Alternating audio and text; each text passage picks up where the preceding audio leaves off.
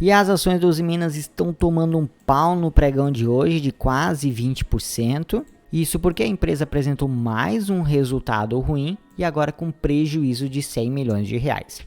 Nesse vídeo vou te mostrar algumas coisas bem complicadas deste balanço da Usiminas. Então, já deixa aquele like no vídeo, se inscreva no canal e já deixa aí nos comentários se você tem ações da Usiminas e se está bem preocupado com essa queda forte dos papéis.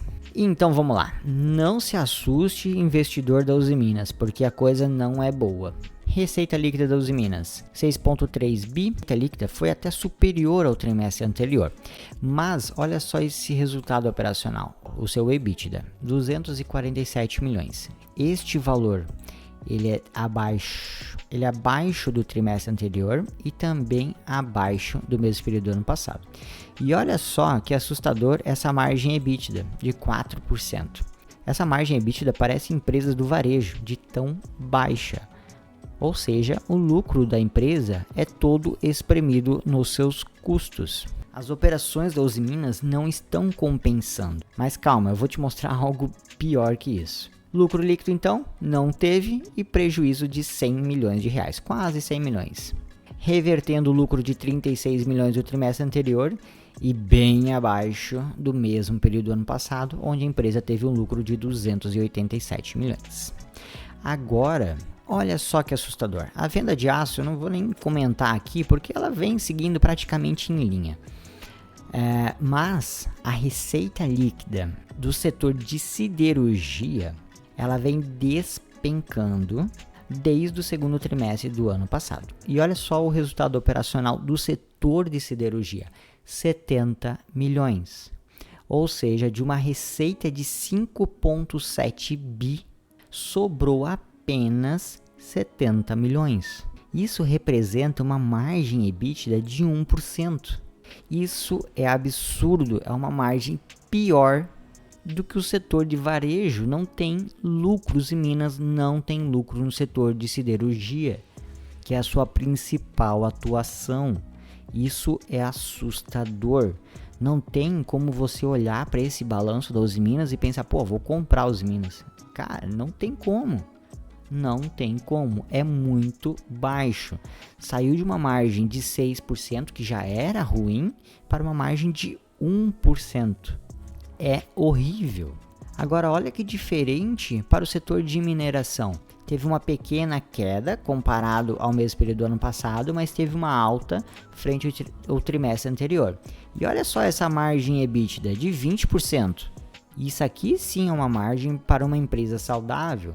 Só que as operações de mineração da Usiminas são muito pequenas, então não é suficiente para reverter o resultado ruim do setor de siderurgia. Então, resultado muito ruim. Vamos a alguns pontos. Receita líquida em vendas. Ela vem praticamente inteira do mercado interno e a gente sabe que o Brasil vem sofrendo muito com os preços do aço. Está tendo muita importação de aço da China, o que acaba espremendo os preços do mercado interno. Então, como a Usiminas depende demais do mercado interno, olha só a sua receita, veio praticamente inteira do mercado interno, apenas 1 bilhão veio do mercado externo, ela depende demais daqui e o cenário não é bom.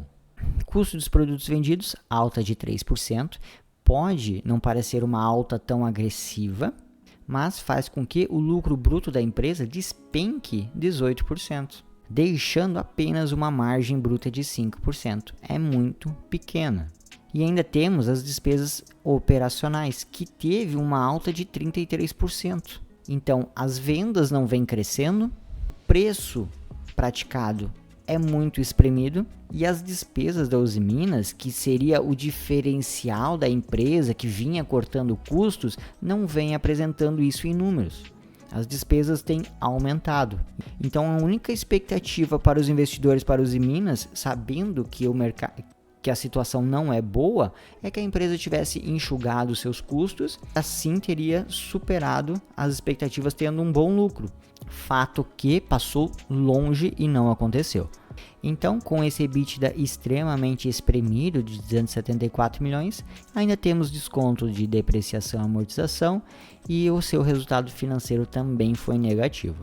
O que salvou ainda um pouco a Uzi Minas foi imposto de renda e contribuição social, com um acréscimo de 124 milhões. Diminuindo tudo isso, prejuízo de 99,7 milhões.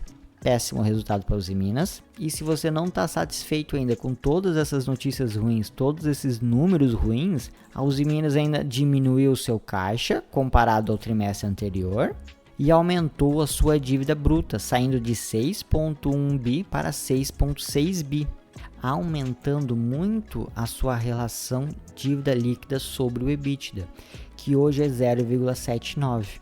Pode não parecer tão elevada, mas olha só como estava ano passado, no mesmo período. 0,38, 0,21, chegou a ficar negativo, ou seja, a empresa tinha mais caixa do que dívida. Depois subiu de novo, 0,22 e agora 0,79. Claro, o seu EBITDA diminuiu, então a tendência é aumentar esse percentual, mas como estou mostrando para vocês, a dívida bruta da empresa também se elevou. Visto isso, temos essa queda forte das ações, muito justificável. Porém, vamos relembrar uma coisa. Lá em agosto, as ações do Uzi Minas estavam abaixo de R$ 6. Depois disso, as ações explodiram, subiram mais de 80%, quase 90%. Ficando acima dos R$ 11. Eu falei em alguns vídeos que não tinha motivo algum para essa alta, não se justificava. Tanto que eu tinha ações da Uzi Minas e vendi, porque não se justificava essa alta. Tinha vários bancos de investimentos recomendando compra para as ações, que a empresa estava diminuindo custos, que o cenário ia melhorar. Mas quando a gente pega e olha o balanço da empresa, analisa os números e vê as expectativas para os próximos trimestres, não era isso que estava escrito. Então, nos meus vídeos eu comentei, deixava isso muito bem claro, que não tinha justificativa para essa alta, que eu vendia as ações e que não seguissem essas recomendações de compra, porque não tinha justificativa essa alta de quase 100% dos papéis. Dito isso, os novos balanços vinham aparecendo e as ações despencando. E o que fazer com as ações agora? Segundo a própria administração, a tendência é que as vendas do aço no mercado interno sejam maiores que esse trimestre, principalmente pelo crescimento no setor automotivo. Mas lembrando que só as vendas aumentar não é suficiente porque a margem da empresa é muito pequena. E em respeito às margens, as expectativas do preço do mercado interno, a pressão nos custos pela depreciação do real nas últimas semanas impacta os preços das matérias-primas e insumos, gerando a necessidade de revisão de preços. Pode até gerar uma receita líquida por tonelada maior. Essa desvalorização do real sobre os custos dos produtos vendidos poderá ser compensada pela estabilização já mencionada das operações no Alto Forno 3 e melhora contínua nos custos de produção da planta de Patinga. Entretanto, essa expectativa ela já vinha desde o ano passado, fato que até agora não é vista dentro dos números. Mas a expectativa para o próximo trimestre é que o seu EBITDA, o seu resultado operacional, no setor de siderurgia, ele aumente. Já no setor de mineração, a expectativa é para volumes estáveis em relação a esse trimestre. Ou seja, na minha visão, não tem nada aqui que me desperte o interesse de voltar a comprar as ações da Uzi Minas no momento. Lembrando, é muita dependência do mercado interno. Recentemente eu até comentei sobre novas tarifas de importação do aço, que isso aqui é um dos principais problemas que vem prejudicando as empresas do setor, as empresas brasileiras. A importação de aço da China neste último mês ela ficou menor, muito provável por essa elevação das tarifas. Mas essas tarifas têm algumas restrições, que isso aqui eu posso comentar em um outro vídeo. Gostaria de saber a opinião de vocês, o que fazer com as ações da Uzi Minas. Pretendem comprar, pretendem vender, vão manter em carteira? Deixe aí nos comentários. Espero que vocês tenham gostado do vídeo. Não esqueça de dar aquele like que ajuda na divulgação O YouTube não vem entregando nenhum dos vídeos, tá bem complicado isso aí. Então deixa aquele like que fortalece bastante. Nos vemos na próxima, grande abraço.